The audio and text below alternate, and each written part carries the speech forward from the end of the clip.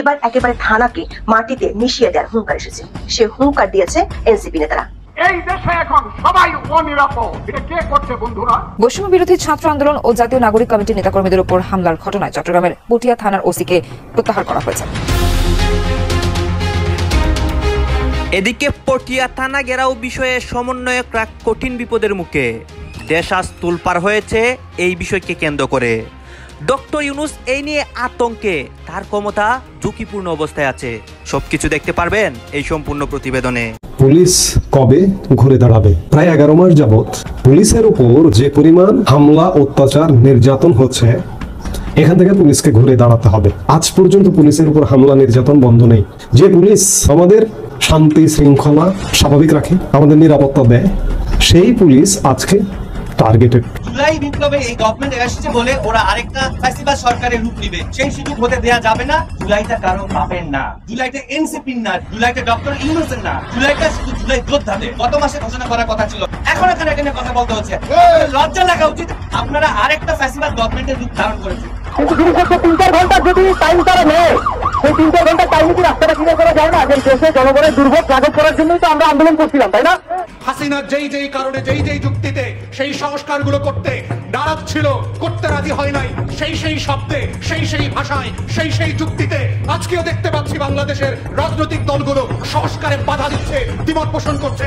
এটা 1400 শহীদের পক্ষে, গণ অভ্যুত্থানের পক্ষে শক্তি হওয়ার কোন লক্ষণ না, এটা গাদ্দারির লক্ষণ এবং আওয়ামী ফ্যাসিবাদ নতুন করে ফিরে আসার লক্ষণ। হাসনাত সারজিদের বিরুদ্ধে তারেক রহমান, খালেদা জিয়া মাঠে নেমেছেন।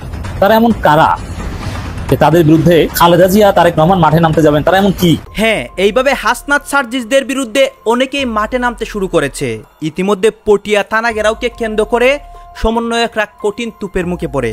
দর্শক শ্রোতা, আপনারা সবাই জানেন যে সমন্বয়করা পটিয়া থানা ঘেরাও করেছিল এবং এক প্রকার আন্দোলনের মাধ্যমে অনেক কিছু ঘটেছিল সেইখানে। এখন আমরা কি শুনতে পারি? পটিয়া থানার ওসিকে নিষিদ্ধ করা বা অনেক কিছু করা হয়েছে। অন্যদিকে দেশের মধ্যে তুলপাড় আরও অনেক ঘটনা ঘটতেছে। ডক্টর ইউনূস এই নিয়ে অনেক বক্তব্য দেন এবং তিনি এই সমস্যাগুলো সমাধান করার চেষ্টা করেন। উল্টো দিকে কি হয়? তার বিরুদ্ধে অনেকে কেঁপে যায়, অনেকে ডক্টর ইউনূসের বিরুদ্ধে মাঠে নামে আন্দোলন করে। গাইস, দেশের মধ্যে এইসব কি হচ্ছে এবং রাজনৈতিক প্রেক্ষাপট যে উত্তাল পরিবেশ চলতেছে সেগুলো পর্যালোচনা করে আমরা অনেক তথ্য এবং ভিডিও পাই। এর পিছনে কে রয়েছে এবং কি জন্য এইসব হচ্ছে এবং এর সমাধান কি, সবকিছু দেখতে পারবেন এই একটি ভিডিওতে। আপনারা সম্পূর্ণ ভিডিওটি ধারাবাহিক কন্টিনিউ করবেন। আসুন, আমরা কথা বাড়াচ্ছি না, আমরা সরাসরি ভিডিওর মূল আলোচনায় চলে যাচ্ছি। কথায় কথায় এতদিন চলছিল থানা ঘেরাও, পান থেকে চুন খসতে চলেছে পুলিশের উপর আক্রমণ, কিন্তু এবার একেবারে থানাকে মাটিতে মিশিয়ে দেওয়ার হুঙ্কার এসেছে। সে হুঙ্কার দিয়েছে ডক্টর ইউনূসের নিয়োগকর্তা বলে পরিচিত এনসিপি নেতারা। কেউ তো থানার ওসিকে প্রকাশ্যে ফাঁসিতে ঝুলানোর ফতোয়াও দিচ্ছে। প্রশ্ন হলো, এমন হুঙ্কার কি শুধুই মব নাকি জঙ্গিপনা? ধীরে ধীরে দেখা যাচ্ছে অন্তর্বর্তী সরকার দুধ কলা দিয়ে এতদিন যে প্রেসার গ্রুপের নামে মব সন্ত্রাসী পুষেছিল, তারা এখন সরকারকেই ছোবল মারতে তৈরি হয়ে গেছে। 2 সপ্তাহের মধ্যে খুলনা ও চট্টগ্রামের থানায় আক্রমণ হলো। পুলিশের উপর হামলার দুটি একই রকম বড় ঘটনার পিছনে রহস্য কি? এগুলো কি শুধুই মব নাকি সরকারি ভাষ্য মতে প্রেসার গ্রুপের কাজ, নাকি এগুলো আরো বড় ঝড়ের পূর্বাভাস? কিছু গোয়েন্দা তথ্য বলছে এগুলো নিছক মব নয়, এর পিছনে আছে বড় ধরনের উদ্দেশ্য, আছে নাশকতার পরিকল্পনা। খবর হলো, সরকার মদত পুষ্ট মবের বিরুদ্ধে ফুঁসে উঠছে মাঠ পর্যায়ের পুলিশ প্রশাসন। বিস্তারিত জানতে চলুন যাওয়া যাক বিশ্লেষণ। বিবিসি বাংলার খবরে বলা হয়েছে, 1 জুলাই রাতে চট্টগ্রামের পটিয়ায় বৈষম্য বিরোধী ছাত্র আন্দোলনের নেতাকর্মীর একটি প্রোগ্রাম শেষে ফেরার পথে রাঙ্গামাটি জেলার ছাত্রলীগের সহসভাপতি দীপঙ্কর তালুকদারকে দেখতে পায়। দীপঙ্করকে তারা নিয়ে যায় পটিয়া থানায়। পুলিশকে দীপঙ্করকে আটক করতে বলে বৈষম্য বিরোধী শিক্ষার্থীরা। তবে ওই ছাত্রলীগ নেতার নামে কোনো মামলা না থাকায় পুলিশ তাকে গ্রেপ্তার করতে চায়নি। এ নিয়ে বৈষম্য বিরোধীদের সঙ্গে পুলিশের উত্তেজনা দেখা দেয়। এক পর্যায়ে পুলিশের সঙ্গে সংঘর্ষের ঘটনা ঘটে। পটিয়া থানার সিসিটিভি ফুটেজে দেখা গেছে বৈষম্য বিরোধীরা থানার ভেতরে ঢুকে গ্লাস ভাঙচুর করে।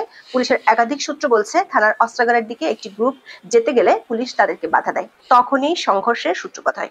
দৈনিক কালের কণ্ঠকে দেয়া এক সাক্ষাৎকারে পটিয়া থানার ওসি আবু জাহেদ মোহাম্মদ নাজমুন নূর বলেছেন, থানায় 7 জন রিমান্ডের আসামি ছিল। আন্দোলনকারীরা যখন থানা নিরাপত্তা জোন ভেঙে ঢুকে পড়েছিল তখনই পুলিশ বাধা দেয়। 1 জুলাই রাতে ঘটনাস্থলে ছিলেন চট্টগ্রাম জেলা পুলিশ সুপার সাইফুল ইসলাম। তিনি বিবিসি বাংলাকে বলেছেন, শুরু থেকেই পুলিশ শান্তিপূর্ণ সমাধানের চেষ্টা করেছে, কিন্তু আন্দোলনকারীরা এটি নিয়ে বিক্ষোভ করে। পুলিশ পরবর্তীতে নিজেদের আত্মরক্ষার্থে সব করেছে। উল্টো তারা থানার গ্লাস ভেঙেছে, পুলিশের উপর হামলা চালিয়েছে।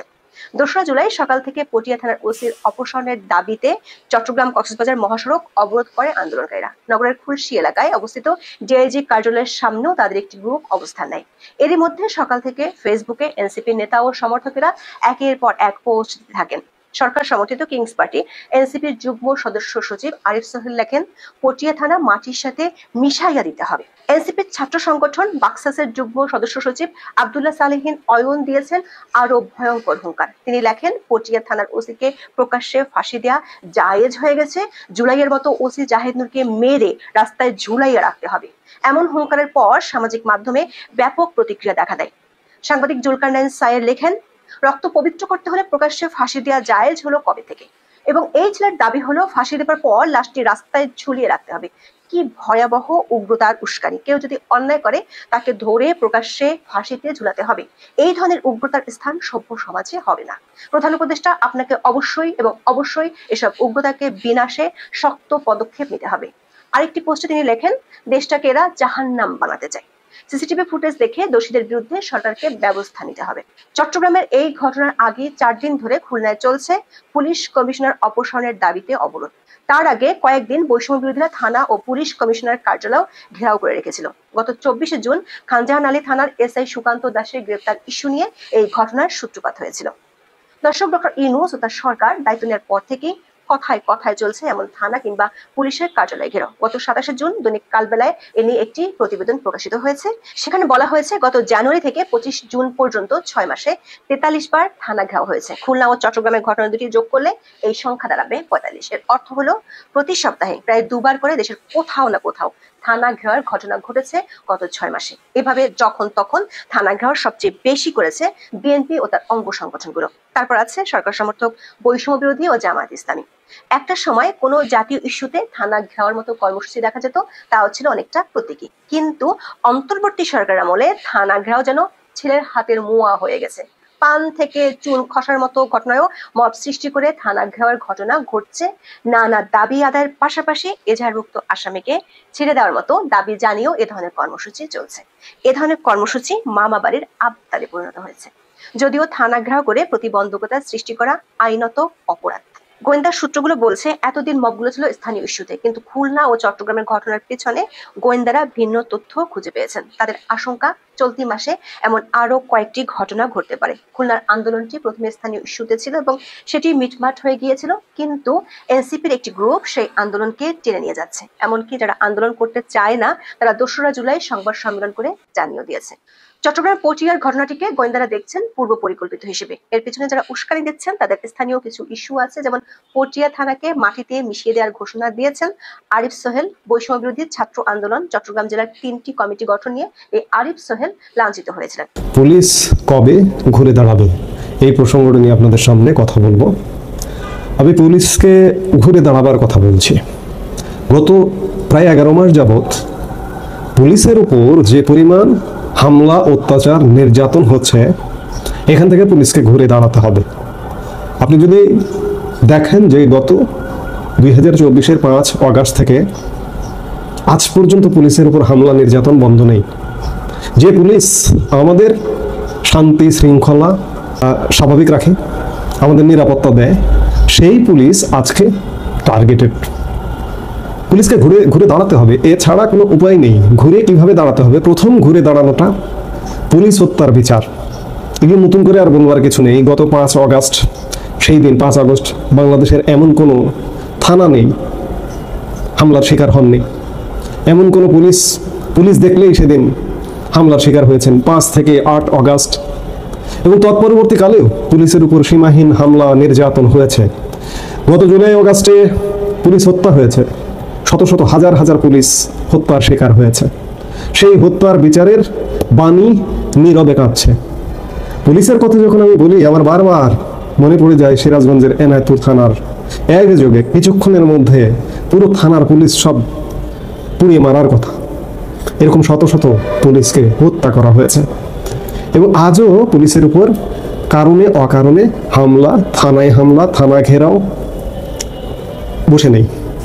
এই যে আজকেও একটি ঘটনা এখন পর্যন্ত চলমান রয়েছে, যে চট্টগ্রামের পটিয়ায় চট্টগ্রামের পটিয়ায় বৈষম্য বিরোধী ছাত্র আন্দোলন ও জাতীয় নাগরিক পার্টির নেতাকর্মীদের উপর থানার ওসির নেতৃত্বে হামলার ঘটনা ঘটেছে বলে অভিযোগ পাওয়া গেছে। এটি সংবাদ মাধ্যমের খবর। থানার ওসি বৈষম্য বিরোধী ছাত্র আন্দোলন এবং নাগরিক পার্টির উপরে হামলা করেছে। এরা বাংলাদেশের সংবাদ মাধ্যম কিংবা তারা যারা আন্দোলনকারীরা পটিয়া থানা ঘিরে রেখেছে। আমি যে মুহূর্তে এই ভিডিওটা করছি সেই মুহূর্ত পর্যন্ত জানি যে পটিয়া থানা এবং চট্টগ্রাম কক্সবাজার রোড বন্ধ। হামলার কথা বলা হচ্ছে পটিয়া থানার ওসি তাদের উপরে বৈষম্য বিরোধী আন্দোলন এনসিপির উপরে হামলা করেছে। এই হামলায় কমপক্ষে 20 জন বলে আহত হয়েছেন। অভিযোগ করা হচ্ছে পুলিশের বিরুদ্ধে। ঘটনা সূত্রপাত মূলত রাঙ্গামাটি জেলা ছাত্রলীগের সহ সভাপতি দীপঙ্কর দেকে ধরে পটিয়া থানায় সোপর্দ করতে গেলে গ্রেপ্তারে অস্বীকৃতি জানায় পুলিশ। এ সময় ওই থানার ওসি জাহেদ মোহাম্মদ নাজমুন নূর পলাশের আক্রোশের শিকার হতে হয়েছে বলে দাবি শিক্ষার্থীদের। তবে পুলিশ বলছে থানার ভেতরে ওই ছাত্রলীগ নেতাকে মারধর করার চেষ্টা করলে উত্তেজনা সৃষ্টি হয় এবং ধস্তাধস্তির সময় 3-4 জন পুলিশ সদস্য আহত হন। ঘটনা একজন ছাত্রলীগ নেতাকে এই বৈষম্য নামের একটি গোষ্ঠী, এনসিপি নামের একটি গোষ্ঠী ছাত্রলীগ নেতাকে টার্গেট করে তারা ধরে থানায় নিয়ে গেছে। কি করতে হবে? এই ছাত্রলীগ নেতাকে অ্যারেস্ট করতে হবে। থানা দেখে, পুলিশ দেখে এই ছাত্রলীগ নেতার নামে কোনো মামলা নেই, কেন অ্যারেস্ট করবে? মামলা না থাকলে কেন একজনকে অ্যারেস্ট করবে? আর অ্যারেস্ট করানোর কে? এই যে বৈষম্য বিরোধী ছাত্র আন্দোলন কিংবা এনসিপি কে লাইসেন্স দিয়েছে? সারা দেশে এই বৈষম্য বিরোধী ছাত্র আন্দোলন, এনসিপি এবং এর সাথে যোগ দিচ্ছে বিএনপি, ছাত্রদল, জামাত। তারা একযোগে পুলিশকে বাধ্য করছে, পুলিশকে চাপ প্রয়োগ করছে যে অ্যারেস্ট করতে হবে। আওয়ামী লীগ, ছাত্রলীগ, যুবলীগ যেই হোক তাকে অ্যারেস্ট করতে হবে। কেন? বৈষম্যকে কি এই অ্যারেস্ট করার লাইসেন্স দেওয়া হয়েছে? এনসিপিকে লাইসেন্স দেওয়া হয়েছে? ছাত্রদল, যুবদল, বিএনপিকে লাইসেন্স দেওয়া হয়েছে? জামাত শিবিরকে লাইসেন্স দেওয়া হয়েছে? আইন তার নিজস্ব গতিতে চলেছে দীর্ঘদিন যাবৎ। আইন যদি মনে করে, পুলিশ যদি মনে করে, থানা যদি মনে করে একজনকে গ্রেপ্তার করতে হবে, দেশের আইন শৃঙ্খলা পরিস্থিতি বিঘ্ন ঘটাতে পারে, গ্রেপ্তার করবে। কিন্তু এক প্রকার জোরপূর্বক গ্রেপ্তার করতে বাধ্য করা হচ্ছে। এই গ্রেপ্তার করানো নিয়ে সারা বাংলাদেশে এখনো পর্যন্ত তাণ্ডব চলছে।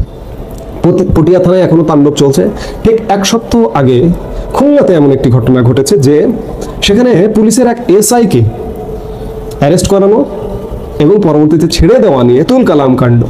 কেএমপি, খুলনা মেট্রোপলিটন পুলিশের কার্যালয়ে পুরো ছাত্র জনতা নামধারী এই গোষ্ঠীটি তালা লাগিয়ে দিয়েছিল। এই ঘটনাগুলো বিরামহীন সারা বাংলাদেশে ঘটছে, অন্যায়ভাবে ঘটছে। আজকে পুলিশকে ঘুরে দাঁড়াতে হবে, কারণ পুলিশ ভাইরা আপনারা আপনাদের ভাইয়ের, বোনের রক্তের উপর দাঁড়িয়ে কিভাবে কাজ করবেন? আপনারা কাজ করছেন না, কাজ করতে পারছেন না। আপনাদের মনোবল 1 বছরে ফিরে আসেনি, আমরা দেখতে পাচ্ছি। ঢাকার রাজধানী, ঢাকার রাস্তায় বের হলেও দেখা যায় যে রাস্তায় পুলিশ নেই। আপনারা কাজ করবেন কিভাবে? কিন্তু আপনাদের ঘুরে দাঁড়াতে হবে। এই যে আপনাদের হাজার হাজার ভাই বোনকে হত্যা করা হয়েছে, আপনাদের থানায় আক্রমণ করা হয়েছে বিগত 1 বছর সময়কালের মধ্যে, আপনাদের যানবাহন ভাঙচুর করা হয়েছে, আপনাদের অবকাঠামো ভাঙচুর করা হয়েছে, আপনাদের উপর সোজা কথা সীমাহীন নির্যাতন হয়েছে, অত্যাচার হয়েছে।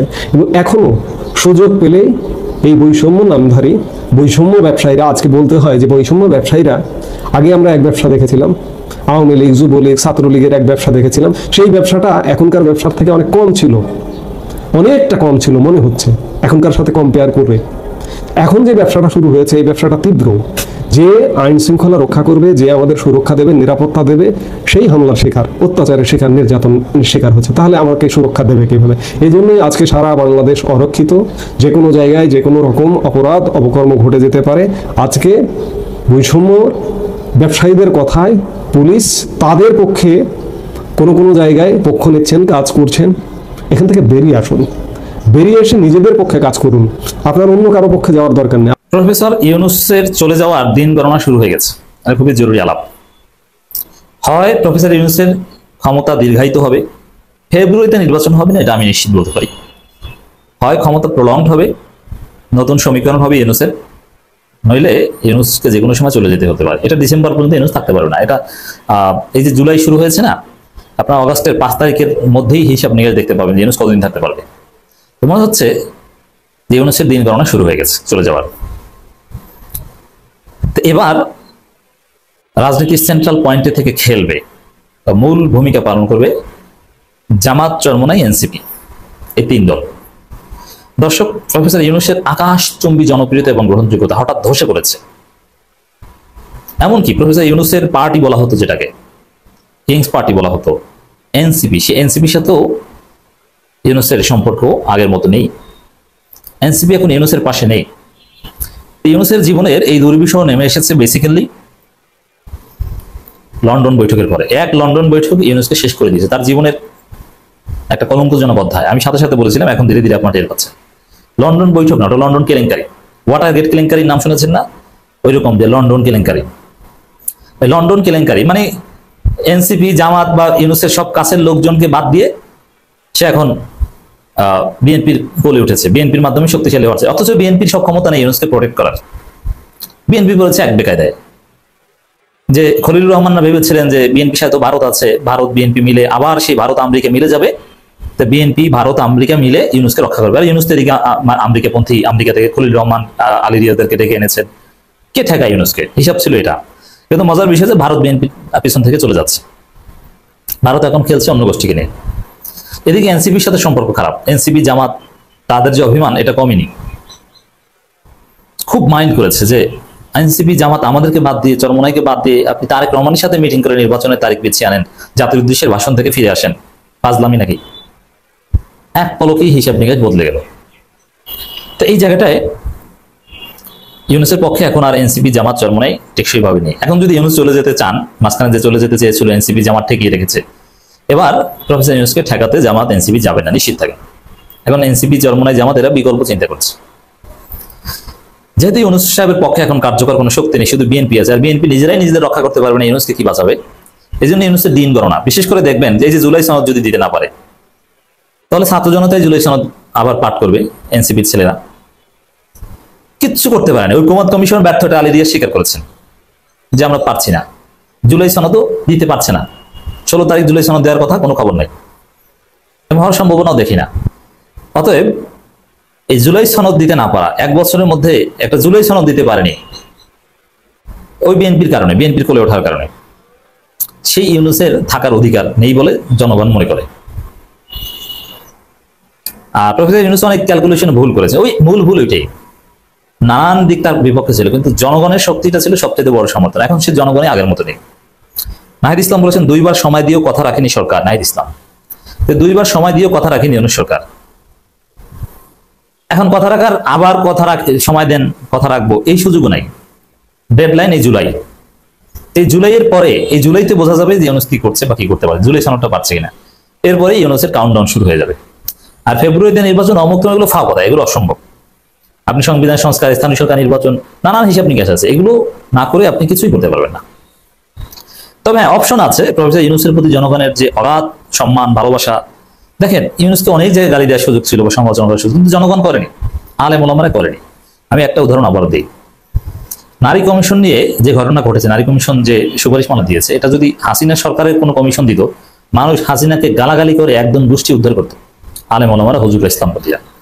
কিন্তু এই নারী কমিশনের এই নাজায়েজ হারাম ধর্মবিদ্বেষী রিপোর্টের পর ইউনূসকে কেউ গালি দেয়নি। গালি যা দেয়ার দিয়েছে ওই নারী কমিশন। ইউনূসকে এভাবে ইমিউনিটিস দিয়েছে জনগণ, কিন্তু এখন আর দিবে না। কেন দিবে না? আপনি এখন বিএনপির কোলে উঠছেন, আপনি লন্ডন যান তারেক রহমানের সাথে বৈঠক করতে, অন্য কারো কাছে জিজ্ঞেস করেন না, তো আপনাকে ব্ল্যাঙ্ক চেক কেন দিব? বিএনপি আপনাকে বাঁচাক। এটা আর বিএনপি তো নিজেরাই নিজেদের। তারেক রহমান দেশে আসতে পারছেন না, তাহলে বিএনপির দৌড় কতদূর বুঝেন? তারেক রহমান কোনো ভরসা পাচ্ছেন না, কার উপর ভরসা করে দেশে আসবেন? বিএনপির উপর না, হচ্ছে না। তাহলে কিভাবে কি? যে দলের চেয়ারপারসন নিজে দেশে আসতে পারে না, সে কিভাবে চিফ অ্যাডভাইজারকে প্রোটেক্ট করবে? এই ক্যাপাসিটি তার আছে। এই ক্যাপাসিটি ছিল এনসিপি এবং জামাতের, ইউনূসের পার্টি বা ইউনূসের লোক ছিল, ইসলামপন্থী, কিন্তু সেই সুযোগ হারিয়েছেন প্রফেসর ইউনূস। জুলাই ঘোষণাপত্র, জুলাই সনদ নিয়ে নতুন বার্তা দিয়েছেন এনসিপির আহ্বায়ক নাহিদ ইসলাম। নাহিদ জানান, 2 বার সময় দিয়েও জুলাই ঘোষণাপত্র নিয়ে প্রতিশ্রুতি রক্ষা করেনি সরকার, কিন্তু সরকার কোনো উদ্যোগ না নিলে আমরা বসে থাকবো না। তিনি ফেসবুক পোস্টে কথা বলেন। এর মানে এখন এনসিপি বা বিপ্লবীরা বিকল্প হচ্ছে, নতুন কিছু হচ্ছে, তারা বসে থাকবে না, এই সরকার দিয়ে হচ্ছে না, তারা নিজেরা আর একটা বিপ্লব করবে, অন্য কাউকে প্রয়োজনে প্রধান উপদেষ্টা বানাবে, চুপপুকে সরিয়ে দিবে। তবে ইউনূস নিজে যদি চুপপুকে সরিয়ে খালেদা জিয়াকে রাষ্ট্রপতি বানান, পিনাকি ভট্টাচার্য, তাহলে অবশ্যই হিসাব নিকাশ পাল্টে যায়। এটা করা টাফ হবে, এটা বিএনপির কনসেন্টের বাইরে করতে পারবে না। আর বিএনপির সাথে এরকম কথা ছিল না। আপনাদেরকে ধরবে। এই আন্দালিব সাহেব একটা কথা বলছে, উনাকে আমার খুব পছন্দ, হ্যাঁ উনাকে আমার পছন্দ। উনার কথার মধ্যে বুঝছেন অনেক অর্থ লুকায়া থাকে। উনি স্পষ্ট ভাষায় বলছে, এই যে জুলাইতে আপনারা যারা আপনাদের ফেসবুকের কভার পেজ লাল করছিলেন, শেখ হাসিনা আসলে সবাই একদম পিছনটা লাল কইরা দিবে। আরো কি বলছে জানেন? ভয়াবহ কথা তো, যে 4 থেকে 5 কোটি মায়ের বুক খালি কইরা দিবে। ওই যে জুলাইতে যত ভিডিও আছে সবগুলা দেখা দেখা ভাই 5 থেকে 6 কোটি মানুষ তো রাস্তা নামছে, এদেরকে দেখা দেখা খুঁজা খুঁজা বাইর কইরা 5 বছরের মধ্যে 5 কোটিকে শেষ কইরা দিবে, 5 কোটি মায়ের বুক খালি কইরা দিবে। আরে এই জুলাইতেই তখন কত মায়ের বুক খালি হইতাছিল, কত বোন চিৎকার করতেছিল। রংপুরের ওই বোনটা তো বলতেছিল, আমার ভাইটা কত ভালো ছাত্র, আমার ভাইটারে কেন মারলো, আমার ভাইটারে কেন মারলো। আবু সাইদের বোন বলতেছিল না, কানতেছিল না। সাউন্ড গুলা খেয়াল আছে আপনাদের? ওই টাইমের কিছু সাউন্ড এখনো কানে বাজে। ওই যে একটা মারি আরেকটা পিছনে দাঁড়ায় যায়, এই কথাটা কোথায় বলছিল? এই যে সাইদাবাদের দিকে এই জায়গাটার মধ্যে বলছিল। সবচেয়ে বেশি হত্যাকাণ্ড এইখানেই হয়েছে। তো ভাই ভুইলা যাইলে হবে না, ভাই ভুইলা গেলে হবে না। সবাই রক্ত দিছে ভাই নতুন বাংলাদেশের জন্য। ওই বোনটা যে বলছে নতুন বাংলাদেশ চায়, ওইটাই হলো বাংলাদেশের মানুষের মনের কথা। তাই আমি বলবো, আপনারা যারা কাজে বাধা দিতেছেন, বারবার বাধা দিতেছেন, বাধা দিয়া সময় নষ্ট কইলেন না, মাইনা নিতে হবে। দেখেন বড় বড় আসামিরা মাইনা নিতেছে। ওই যে বিএনপি মামলা করছিল, 3 জনকে ধরছিল নির্বাচন কমিশনার হুদা, ওই যে হুদা সাহেবের গলার মধ্যে জুতার মালা দিছিল, গালের মধ্যে জুতার বাড়ি মারছিল। আজকে দেখেন উনি স্বীকার গেছে যে ওই টাইমে যে ভোট হয়েছে তখন না বুঝলো, আমি পরে বুঝতে পারছি এটা জালিয়াতি হয়েছে। কারণ কিছু কিছু জায়গায় 90 থেকে 100% ভোট পড়ছে, তখনই আমি বুঝছি এটা জালিয়াতি হয়েছে। এবং রাত্রের বেলা ভোটের বাক্সের মধ্যে ভোট বইরা কেন্দ্রতে পাঠানো হয়েছে। কেউ কি ছাড়া পাবে? নো। মহামান্য আদালত আবার রায় দিছে, ওই যে যারা অফিসার ছিল, যারা নির্বাচন করাইছে, তাদেরকে গ্রেফতার করার জন্য। ভাই কেউ ছাড়া পাবে না, বাপের নাম ভুলাই দিবে। আপনারা মনে করছেন উনি কিছু বলে না, আর্মিও তেমন কাজ করতেছে না, অপারেশন ডেভিল হান ওই সাইনবোর্ডে লেখার মতো রয়ে গেছে, এর কোনো কার্যকলাপ নাই। সব আছে। ধীরে ধীরে ভাই একটা জিনিস মাথায় রেখেন, যখন ফোড়া হবে কোথাও, আপনার মনে করেন আমার পোদের মধ্যে ফোড়া হয়েছে, ওই ফোড়াটা কিন্তু কাঁচা থাকাকালীন কোনো কিছু করা যাবে না, পাকতে দিতে হবে। পাকার পর বুঝছেন, একটা সুই একটু আগুনে পোড়ায়া ওইটা খোঁচায় দিলেই হবে। ডাক্তারখানায় যাওয়ার দরকার নাই, ফার্মেসিতে যাওয়ার দরকার নাই, খোঁচায় দিলেই দেখবেন বচায়া পুষ বাইরে হইব। পুষ দেখেন মুখে থুতু আসতেছে না? আমারও আসতেছে। হ্যাঁ, এরকম থুতু যেন না আসে ভাই, এটা মাথায় রাখেন সবাই যারা রাজনীতি করেন। ইনুস স্যার ওই ফোড়ার মতো পাকার সময় দিছে, 10 মাসে পাইকা গেছে, এখন পুজ হয়ে গেছে। এখন এই জুলাই মাস থেকে না ওই ফোড়ার মুখটা খালি খুইলা দিছে, সুই গরম কইরা মুখটাকে খুইলা দিছে। এখন পুজ বাইর হইতে থাকবে, মানুষের মুখে থুতু আসতে থাকবে, ঘৃণা আসতে থাকবে যদি আপনি অপকর্ম করেন। মনে আছে আপনাদের গত সরকারের আমলে উনার কোন মন্ত্রী বা উনার কোন কর্মী মারা গেলে সবাই কমেন্ট বক্সে যায়া আলহামদুলিল্লাহ লিখতো, মনে আছে? ওইটাই তো ভাই ঘৃণা। তখনই তো বোঝা উচিত ছিল, হায় হায় জনগণ কেন আমার লোকজন মারা গেলে আলহামদুলিল্লাহ বলে? তার মানে কি আমরা জীবিত অবস্থায় মৃত নাকি? আমাদেরকে কি ওরা মন থেকে ছুঁড়া ফালাই দিছে?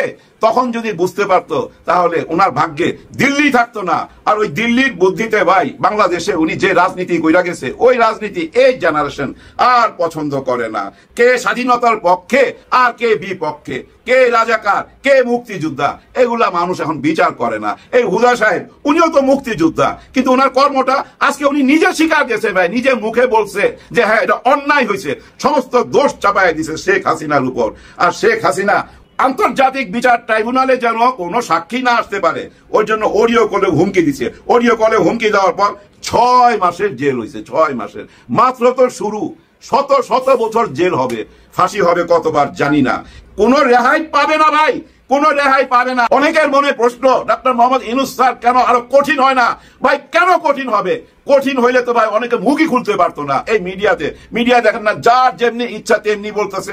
উনি পূর্ণ স্বাধীনতা দিছে, কারণ মানুষ যেন বিচার করতে পারে, মানুষ যেন বিচার করতে পারে কে মানুষ আর কে শয়তান। মানুষ থেকে শয়তান তো আলাদা করতে হবে। শয়তান যদি না আলাদা করেন তাহলে তো নতুন বাংলাদেশ হইতে পারে না। ভাই এই দেশে জানেন, এই দেশে হাসনাত আব্দুল্লাহর মতো, ব্যারিস্টার ফুয়াদ সাহেবের মতো, আন্দালিফ সাহেবের মতো, সার্জিসের মতো। দর্শক আপনারা তো দেখলেন এখানে কি কথা হচ্ছে, অনেকে কিন্তু অনেক কথা বলতেছে, অনেকে আলোচনা করতেছে, অনেকে সমালোচনা করতেছে দেশের বিভিন্ন অবস্থা এবং পরিস্থিতি নিয়ে সবাই সবার মন্তব্য প্রকাশ করতেছে এবং তাদের মন্তব্যগুলো দেখে আমরা অনেক কিছু বুঝতে পারি দেশের মধ্যে কি হচ্ছে এবং দেশের পরিস্থিতিটি কোন দিকে যাচ্ছে। দর্শক শ্রোতা এখানে কিন্তু বিশেষ করে সমন্বয়কদের নিয়ে কথা হয়, থানাগেরাও বিষয়কে কেন্দ্র করে বা পুলিশের বিভিন্ন ইস্যু, এই বিষয়গুলো নিয়ে কিন্তু দর্শক শ্রোতা পুলিশের উপরে যে বিভিন্ন সময় বিভিন্ন প্রভাব পড়ে। গাইজ এই বিষয়গুলোর সাথে আপনারা একমত পোষণ করেন নাকি দ্বিমত পোষণ করেন, এটা আপনারা অবশ্যই কমেন্ট বক্সে লিখে যাবেন। আর হ্যাঁ, তখন আপনাদেরকে আমরা যা কিছু দেখিয়েছি সব কিছু আমরা সোশ্যাল মিডিয়া থেকে সংগ্রহ করেছি, এখানে আমাদের নিজস্ব কোনো মন্তব্য নেই বা নিজস্ব কোনো সিদ্ধান্ত নেই। সর্বশেষ আপনাদের কাছে আমাদের একটা রিকোয়েস্ট থাকবে, আপনারা আমাদের চ্যানেলে নতুন দর্শক হয়ে থাকলে চ্যানেলটি সাবস্ক্রাইব করবেন এবং পাশে থাকা বেল বাটনটি বাজাবেন যাতে করে নেক্সট ভিডিওটা সবার আগে আপনাদের কাছে পৌঁছায়। ধন্যবাদ।